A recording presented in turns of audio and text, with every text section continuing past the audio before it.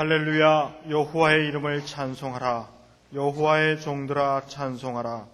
여호와의 집 우리 하나님의 전 정에 섰는 너희여 여호와를 찬송하라. 여호와는 선하시며 그 이름이 아름다우니 그 이름을 찬양하라.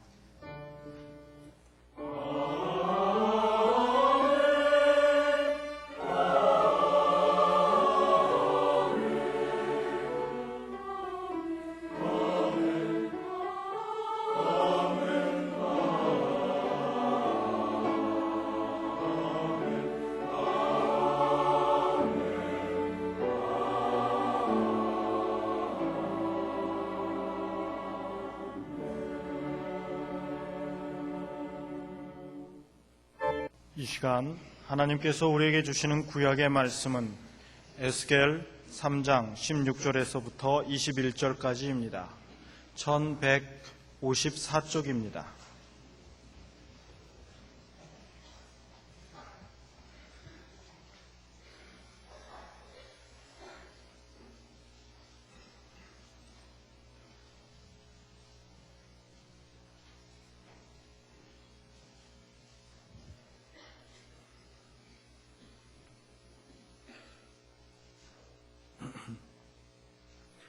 칠 일 후에 여호와의 말씀이 내게 임하여 가라사대 인자야 내가 너를 이스라엘 족속의 파수꾼으로 세웠으니 너는 내 입의 말을 듣고 나를 대신하여 그들을 깨우치라. 가령 내가 악인에게 말하기를 너는 꼭 죽으리라 할 때에 내가 깨우치지 아니하거나 말로 악인에게 일러서 그 악한 길을 떠나 생명을 구원케 하지 아니하면 그 악인은 그 죄악 중에서 죽으려니와 내가 그 피값을 내 손에서 찾을 것이고 내가 악인을 깨우치되 그가 그 악한 마음과 악한 행위에서 돌이키지 아니하면 그는 그 죄악 중에서 죽으려니와 너는 내 생명을 보존하리라. 또 의인이 그 의에서 돌이켜 악을 행할 때에는 이미 행한 그 의인은 기억할 바 아니라 내가 그 앞에 거치는 것을 두면 그가 죽을지니 이는 내가 그를 깨우치지 않음이라. 그가 그 죄 중에서 죽으려니와 그 피값은 내가 내 손에서 찾으리라. 그러나 내가 그 의인을 깨우쳐 범죄치 않게 하므로 그가 범죄치 아니하면 정령 살리니 이는 깨우침을 받음이며 너도 내 영혼을 보존하리라. 아멘.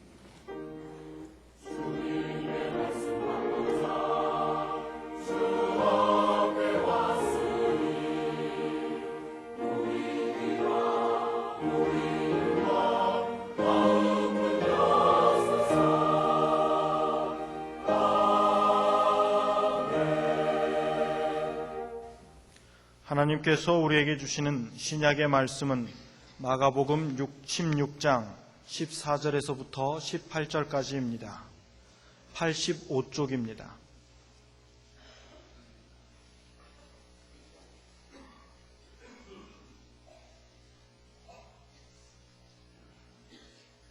그 후에 11 제자가 음식 먹을 때에 예수께서 저희에게 나타나사 저희의 믿음 없는 것과 마음이 완악한 것을 꾸짖으시니 이는 자기의 살아난 것을 본 자들의 말을 믿지 아니함일러라. 또 가라사대 너희는 온 천하에 다니며 만민에게 복음을 전파하라. 믿고 세례를 받는 사람은 구원을 얻을 것이요 믿지 않는 사람은 정죄를 받으리라. 믿는 자들에게는 이런 표적이 따르리니 곧 저희가 내 이름으로 귀신을 쫓아내며 새 방언을 말하며 뱀을 집으며 무슨 독을 마실지라도 해를 받지 아니하며 병든 사람에게 손을 얹은즉 나으리라 하시더라. 아멘. 우리 교회는 봉사하는 일에 상당히 힘쓰고 있습니다. 맹인 개안 수술비를 지원해 왔고요. 노인정을 운영합니다. 결손 가정과 결연 관계를 맺어 돌보며 또한 교회 학교 어린이나 청년들에게 봉사를 보고 배우게 하고 있습니다. 지난 루사 태풍 피해 복구를 위해서 우리 모든 성도들이 정성을 모아 5톤 트럭 한 대분의 의복과 침구를 전달하면서 1,000만 원을 드렸고 천안시 수해 복구를 위해서 500만 원을 전해드렸습니다. 그 밖에도 어려운 교회나 교역자를 돕는 일 또는 개척교회를 돕는 일 등 어떤 일이 있을 때마다 수시로 봉사활동을 펴고 있습니다. 작년 한 해 동안 이러한 봉사와 선교로 교회 밖으로 나간 금액이 5억 원을 훨씬 넘고 인력 봉사 또한 적지 않습니다. 교회에서는 봉사만 하는 것이 아니라 친교 활동도 교육도 여러 가지를 하지요. 그러나 교회는 봉사해야 하지만 봉사단체이기보다는 교회는 전도단체요 선교단체이며 이것이 교회가 존재해야 하는 1차적인 목적이고 하나님의 뜻입니다. 오늘의 구약 본문 말씀은 신앙생활 오래 한 분들에게 주로 해당되는 부분이에요. 주변에 악한 사람이 있어서 멸망으로 향해 달려가는 겁니다. 그럴 적에 그 사람을 깨우치라는 겁니다. 깨우쳐서 그 사람이 돌이키면 그 사람도 살고 너도 살고 다 좋은 일이고, 깨우치지 않고 여전히 그 길로 가다 멸망한다면 그것은 그 사람 책임일 뿐 아니라 깨우치지 아니한 내게 책임을 묻겠다는 겁니다. 또 지금까지 의롭게 살아오던 사람이 이제부터는 의를 행하지 아니하고 딴짓을 나쁜 짓을 하면 지금까지 행한 의는 무효가 될 뿐 아니라 그 사람도 멸망한다는 거예요. 그런데 그 사람을 깨우쳐서 그 사람이 그 악에서 돌이켜 바르게 살게 된다면 그 사람도 유익이고 깨우친 사람도 유익이지만은 그 사람이 여전히 악으로 가서 멸망한다면 그 사람은 제 죄값으로 멸망하지만 깨우친 사람은 책임을 면한다는 겁니다. 한편 오늘 신약 본문 말씀은 기성교인이 하나님을 모르고 안 믿는 사람을 향한 사명에 대해서 말씀하고 있습니다. 성경 중에는 어떤 부분 또는 어느 말씀이 가장 중요하겠습니까? 성경 말씀 중에는 어느 부분을 막론하고 중요하지 않은 부분이 없지만 요즘은 성경책을 여러 가지로 만들어요. 크게도 만들고 작게도 만들고 여러 나라 말로도 나오고 막 그러는데 어떤 성경책에는 예수님의 말씀 부분을 붉은색 활자로 인쇄한 것도 있습니다. 더 돋보이게 하고 더 중요하다는 의미 아니겠습니까? 그렇다면 예수님의 말씀 중에서는 어느 부분이 가장 중요하겠습니까?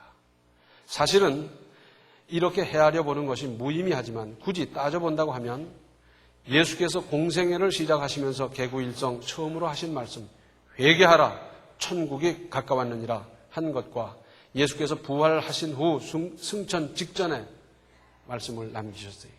그리고 오늘 신약 본문 말씀 바로 다음 19절은 주 예수께서 말씀을 마치신 후에 하늘로 올리우사 하나님 우편에 앉으시니라 그랬어요. 그러니까 지금 이 말씀을 남기시고 바로 승천하셨다는 거죠.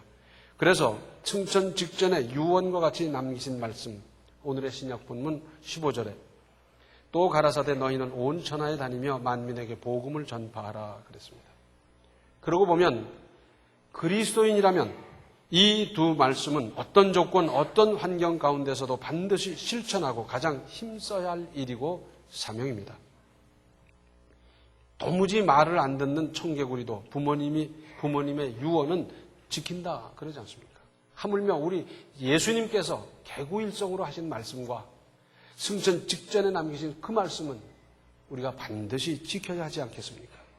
그런데 실제로는 어떠했습니까? 분명히 예수님께서 말씀하셨고 그리고 그들이 보는 앞에서 승천하셨고 그랬는데 초대교회 성도들이 성령이 강림하고 능력을 받아 복음을 전하면서 예루살렘에 안주하고 있었습니다. 이방인에게 복음을 전한다. 멀리 가서 복음을 전한다. 이런 생각도 안 하고 그러면서 자기들끼리 은혜 받고 자기들끼리 감사하고 자기들끼리 예배드리고 그러고 있었습니다. 그러자 유대교를 비롯한 로마 정부의 대대적이고도 혹독한 핍박이 시작됐고 제자들을 비롯한 초대교회 성도들은 각기 뿔뿔이 흩어져 가면서 복음을 전했습니다. 그러니까 하나님의 원대하고도 깊으신 세계 선교의 계획은 이렇게 이루어지도록 하셨던 것입니다. 핍박을 가해서라도 복음이 퍼지게 구원받은 무리가 늘어나도록 하나님께서는 하셨어요. 그러니까 하나님께서 복음을 전파하라고 하셨는데도 안 하면 무능한 그리스도인이 되고 강제로라도 전파하도록 하십니다. 하나님께서 우리에게 깨닫게 해주셔요. 말씀을 통해서 깨닫고, 기도하면서 깨닫고, 찬송하면서 깨닫고, 여러 방면으로 우리가 깨달을 수 있고, 우리에게 말씀해 주시는 것을 느낄 수가 있어요. 그렇게 하나님께서 하라! 감동을 주시면 순종하십시오. 순종 안 하면 어떻게 되느냐? 하나님께서 기다리시지요. 이러면 순종할까? 저러면 행할까? 이러면 실천할까? 저러면 실천할까? 계속 기다리시는데 기다려도 불순종하면 하나님께서 강제로 하시게 하십니다.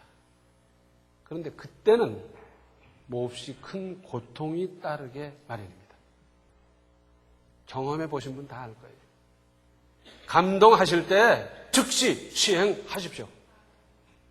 핑계대고 미루고 어쩌고 하다 나중에요. 다 하게 돼요. 근데 그때는 고통이에요. 그때는 눈물이고 그때는 밤을 새워야 되고 그때는 금식을 해야 되고 그러면서 나중에 몇갑절로 감당해야 되는 때가 올 수 있습니다. 오늘 신약 본문 16절에는 믿고 세례를 받는 사람은 구원을 얻을 것이요 믿지 않는 사람은 정죄를 받으리라. 하나님을 아버지로 믿고 따르는 것과 안 믿고 사는 사람과의 차이가 없어 보입니다. 믿는 사람이라고 특별한 의복을 입고 삽니까? 똑같이 입지요. 믿는 사람은 다른 데 공동주택을 마련해서 삽니까? 그게 아니고 같은 아파트에 다 함께 살아요. 믿는 사람이라고 해서 음식을 별중나게 먹습니까? 안 그렇습니다. 그러나 실제적으로는 하늘과 땅만큼의 차이가 날 수밖에 없습니다. 구원받은 은혜로 감격으로 사는 것과 정죄받은 상태에서 사는 것 어떻게 같을 수가 있습니까? 천국을 소유하고 사는 사람과 지옥과 더불어 사는 사람 어떻게 같을 수가 있으며 은혜롭게 사는 인생과 육체를 따라 본능으로 짐승과 같이 사는 사람이 어떻게 같을 수가 있겠습니까? 또 17절과 18절에 믿는 자들에게는 이런 표적이 따르리니 곧 저희가 내 이름으로 귀신을 쫓아내며 새 방언을 말하며 뱀을 집으며 무슨 독을 마실지라도 해를 받지 아니하며 병든 사람에게 손을 얹은 즉 나으리라 하시더라. 여기서 말씀하시고자 하는 핵심은 믿을 뿐만 아니라 복음을 전파하는 사람에게 따를 능력을 보장하시는 것입니다. 또 복음을 전파하는 장소는 천하에 다니며 그랬습니다. 복음을 전파하는 사람에게 이 복음을 전파하는 데 있어서는 가까운 곳 말할 것도 없고 세계 선교도 포함합니다. 내가 직접 가서 선교할 수도 있고 기도로 후원할 수도 있습니다. 또는 물질이라든지 그 밖에 여러 가지 방법으로 후원이 가능합니다. 또 대상은 이방인은 물론 세상 모든 사람입니다. 이스라엘 사람들은 이방인 생각을 안 했어요. 심지어 예수님의 제자들 은혜 받고 성령 충만한 사람들도 이방인 선교를 생각 안 했더랬어요. 그러나 우리 하나님의 뜻은 그것이 아닙니다. 예수께서 십자가로 말미암아 승리하심으로 이제는 복음이 만천하에 공개됐어요. 그전에는 이스라엘 백성들만의 믿음이었다고 하면 이제는 세계 모든 사람의 믿음이 됐습니다. 또 마태복음 24장 14절을 보면 이 천국 복음이 모든 민족에게 증거되기 위하여 온 세상에 전파되리니 그래야 끝이 오리라 그랬습니다. 자, 복음을 받은 사람이 있고 복음을 도무지 듣도 보도 못한 사람이 함께 심판을 받는다면 되겠습니까? 그래서 복음이 땅 끝까지 퍼져야 돼요. 그래서 모든 사람이 복음을 듣고 믿을 수 있는 기회가 충분히 주어진 다음에 그때 심판이 임해야 공평하지 않겠습니까? 이 세상 고통스럽고 죄가 많고요. 그래서 하나님의 나라가 실현돼서 슬픔과 가난도 질병도 없는 하나님의 그 천국 이 세상이 이루어져야 될 텐데 그래서 성경엔 뭐라 그럽니까? 아멘 주 예수여 오시옵소서. 빨리 오셔서 심판하시고 그리고 구원하시고 이 세상을 하나님의 온전한 나라로 만들고 죄악 없는 그 세상이 됐으면 좋겠습니다. 그런 소원이 들어있지 않습니까? 그런데 그렇게 되기 위해서는 복음이 땅 끝까지 퍼져야 돼요. 그 하나님의 나라가 이 땅에 실현되기 위해서라도 복음은 끝까지 전파되는데 우리가 여기에 힘써야 되지 않겠습니까? 하나님께서 그렇게 대단한 값을 치르면서까지 나를 구원하신 건 무슨 의미입니까? 내가 잘나서, 내가 정직해서, 내가 똑똑해서 전혀 그렇지 않습니다. 하나님께서 무조건적인 사랑으로 우리를 구원하셨습니다. 이건 무슨 설명이 불가능해요. 우리는 아무 자격 없지만 하나님께서 일방적인 사랑으로 우리를 구원하셨어요. 또 그 구원받은 은혜와 감격으로 아직도 죄악의 구렁에서 안 믿기 때문에 필연적으로 따르는 불안과 초조와 근심과 걱정, 번민, 나아가서 지옥을 향해서 달려가고 있는 사람을 구원하시려는 하나님의 뜻이 있는 겁니다. 내가 믿어서 나 잘 믿고 나 복 받고 나 은혜 생활한다. 그것으로 족하냐? 아니라는 거예요. 믿었으면 그때부터 복음을 전하고 그래서 더 많은 사람이 구원받게 하기 위한 하나님의 뜻이 들어있습니다. 그러니까 구원받은 사람은 제일 먼저 가장 중요하게 언제나 힘써야 하는 것은 영혼 구원 곧 전도인 것입니다. 하나님을 믿으면서 또 오래 믿었으면서도 아직 전도 못 해보고 또 열매가 없다고 하면 지금부터 분발하시고 기도하시고 전도에 나서시기 바랍니다. 성경에서는 하나님께서 직접 말씀하시기를 나는 네 상급이다 그랬어요. 상 주시는 하나님이세요. 학교 다닐 때 영어 수학 공부하느라고 얼마나 고생하셨습니까? 다른 과목, 재미있는 과목만 배웠으면 좋을 텐데 그 재미없는 영어 수학 공부하느라고 참 고생했어요. 요즘은 영어 배워서 바로 써먹는 세상이지만 옛날에는 어디 그랬습니까? 아무리 열심히 해도 써먹을 때도 없었고. 거기다가 여학생과 남학생이 공부를 할 때 수학을 누가 잘하겠습니까? 여학생이 잘하겠어요? 남학생이 잘하겠어요? 여학생 중에도 수학 박사도 있고 수학 잘하는 분도 계시지만 전체 평균 점수를 내보면 남학생이 수학을 더 잘한다 그래요. 그런데 여학생은 왜 못하느냐? 머리 구조가 그렇게 됐냐? 그게 아니라는 거예요. 여학생들이 수학 공부를 하면서 늘 마음속에 간직하고 있는 것은 이거 아무리 해야 써먹지도 못할 것. 무슨 분열이, 조합이, 로가리즘, 복잡. 점수 때문에 할 수 없이 하는 거예요. 그러면서 한쪽으로 생각합니다. 나중에 갯돈 계산할 정도만 되면 되는데. 그런데 복잡하게 귀찮아 죽겠어요. 억지로 하느라고 얼마나 고생하셨습니까? 그런데 왜 그렇게 재미없고 별로 쓰지도 않을 수학을 그렇게 열심히 해야 됩니까? 배점이 많거든. 그렇잖아요.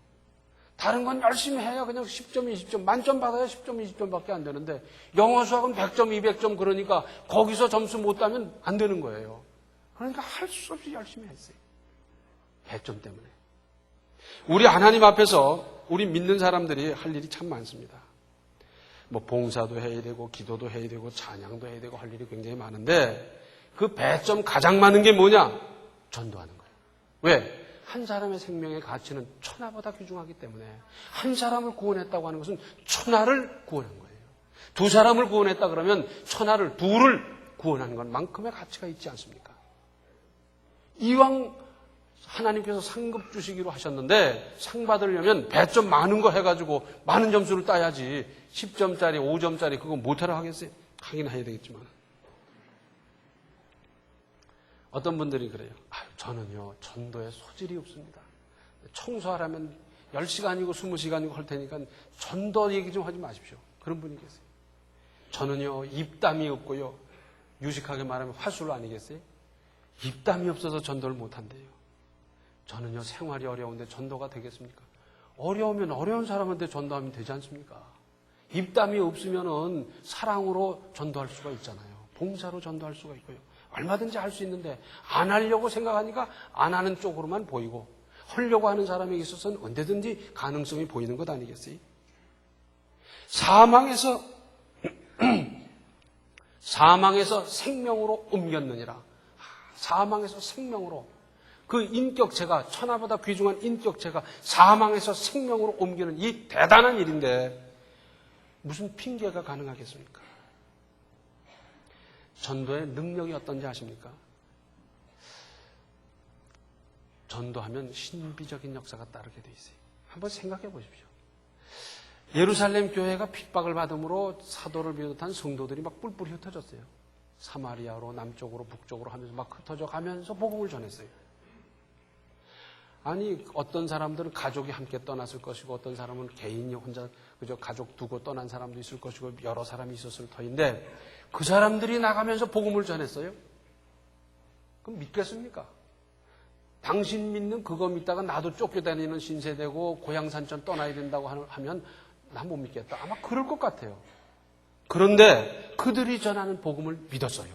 사마리아 사람들이 믿고요. 빌립보 사람들이 믿고요. 믿었어요.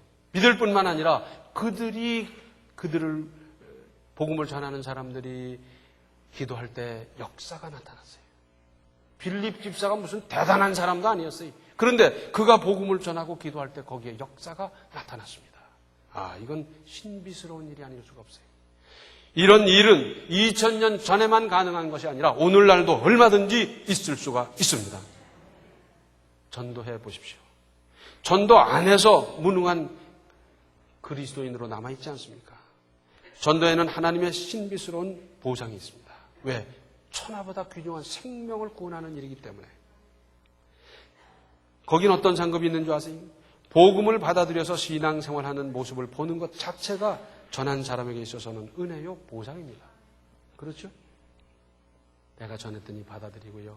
그가 신앙생활을 해나가는 걸 볼 적에 이거 얼마나 감사하고 얼마나 은혜가 됩니까? 거기다가 믿음이 자라면서 그 사람의 삶이 변하고 인격과 인생이 건실해지는 모습을 보는 것은 더 큰 상급입니다. 복음의 능력과 역사를 우리가 다 알고 있으면서 그런데 실제로 그것이 눈으로 보이게 나타나는 거예요. 생활이 건실해지고요. 좋지 못한 습관을 다 벗어버리고요. 그러면서 가정이 원만해지고 하나하나 회복되는 모습을 보면서 얼마나 감사합니까? 복음 참 놀랍다. 이것뿐이 아닙니다. 복음을 전하면 우리 하나님께서 내 문제를 해결해 주십니다. 나는 전도만 했는데 전도한 것뿐인데 우리 하나님께서 우리의 사업을 돌봐주시고 내 자녀를 붙들어 주시고 내 가정을 보살펴 주시고 하나님께서 이 역사를 이루셔요. 왜? 가장 중요한 일에 힘쓰고 있기 때문에 하나님께서 그렇게 돌보아 주십니다. 거기다가 복음을 전할 때는 내가 상상도 못했던 능력이 따르게 돼 있어요. 그래서 어떤 분은 그런 글을 썼어요. 처음엔 자기는 우연인 줄 알았대요. 지금 예수 믿고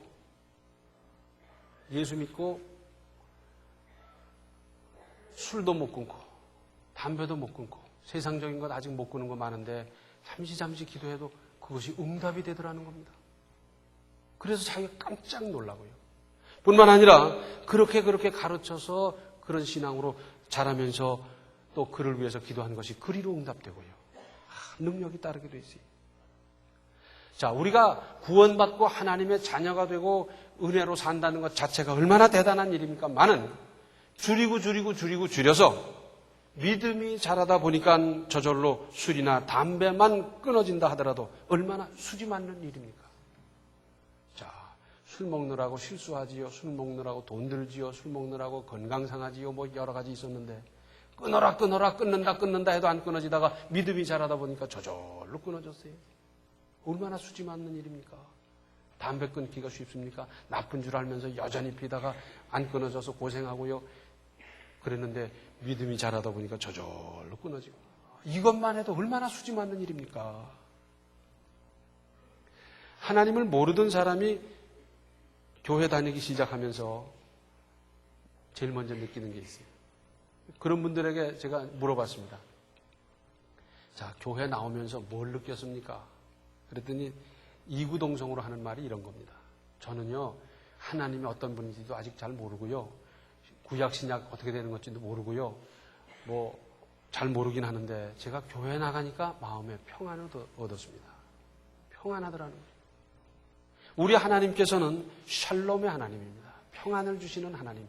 그래서 이론이나 계획이나 무슨 근거나 논리를 떠나서 하나님 앞에 나왔다는 것만 가지고도 우리 하나님께서 우리에게 평안을 주십니다. 이런 사람이 있어요. 중년 부인인데 가정이 아주 행복했어요. 자녀들도 잘 자라고 수입도 괜찮고 넉넉하고 아주 재밌게 살다가 하루는 머리가 아프기 시작했습니다. 그러더니 점점 더 아파지고요. 그 다음에는 어떤 때는 온몸이 쑤시고요. 어떤 때는 온몸이 오싹오싹하기도 하고요. 처음에는 무슨 간단한 약 먹으면 되겠지 했는데 그게 안 돼요. 병원을 갔습니다. 그래서 검사를 했더니 잘 안 나타난다고 큰 병원에 가라고. 큰 병원에 가서 무슨 피 뽑고 뭘 뽑고 무슨 검사하고 사진 찍고 별짓 다 해도 병명이 안 나오는 거예요. 무슨 고민이 있냐? 고민도 없고. 무슨 골치 아픈 일이냐? 그런 것도 없고. 그런데 병은 점점 중해져 가는 겁니다.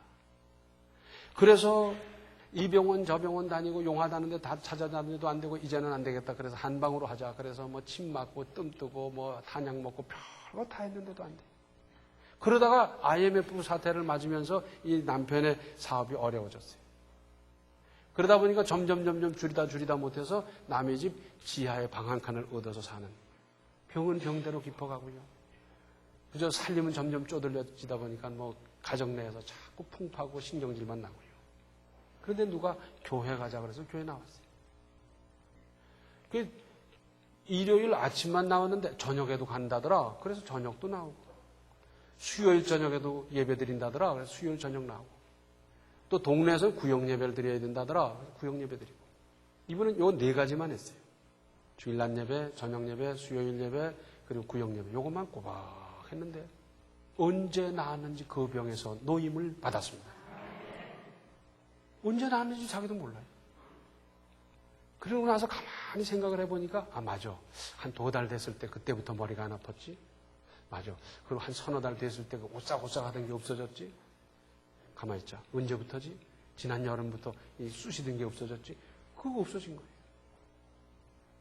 그 사람은 무슨 안수기도 받은 일도 없고요. 무슨 은사 집회 간 것도 없고요. 무슨 대단한 무슨 번쩍거리는 체험한 것도 아닌데 우리 하나님께서 그분을 고쳐주셨습니다. 믿는 한 가지 사실 때문에 이렇게 얼마든지 큰 평안을 육신적으로, 영혼적으로, 마음으로, 생각으로 얼마든지 누릴 수 있는데도 어떻게 방치할 수 있습니까?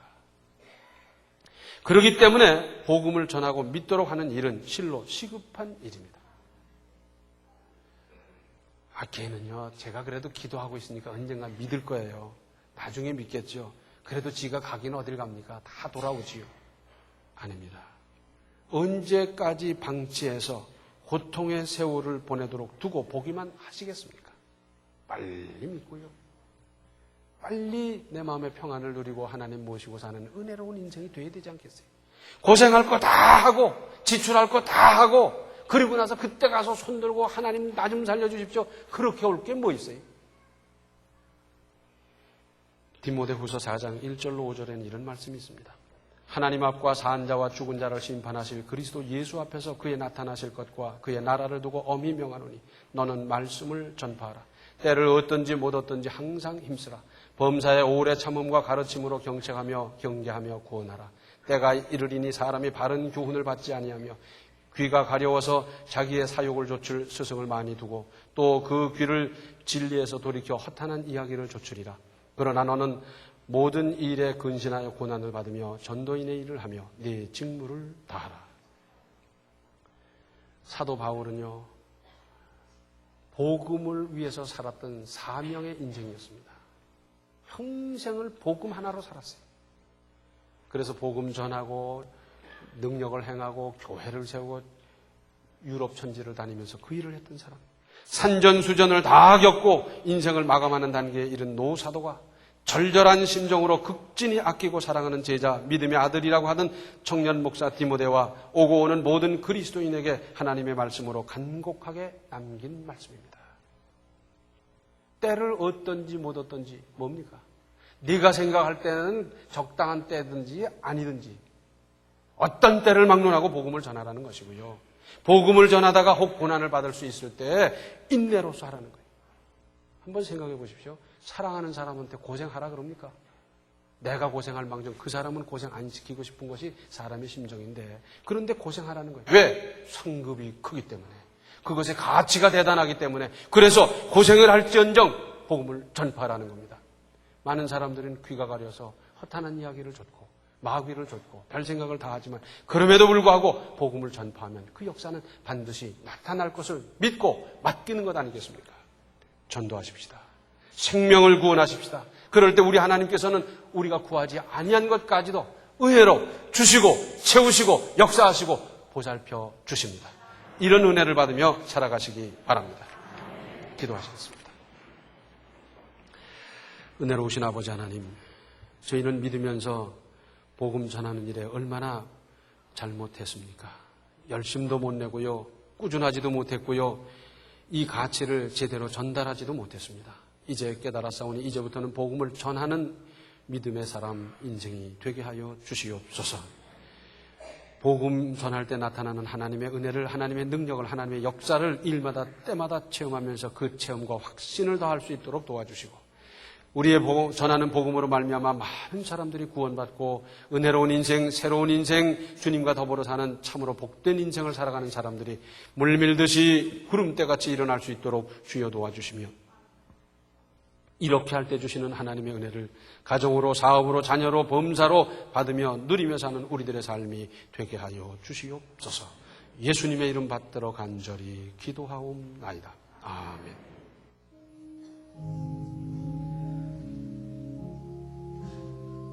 말씀을 받아 깨닫고 깨달은 바를 가르치고 복음을 전파하십시오. 지금은 생명의 주 예수 그리스도의 은혜와 하나님 우리 아버지의 극진하신 사랑과 성령의 감화, 감동, 충만, 교통하심이 복음을 증거하며 살기로 작정하는 모든 성도들 머리 위에 이제로부터 영원토록 함께 계시기를 간절히 축원하옵나이다. 아멘.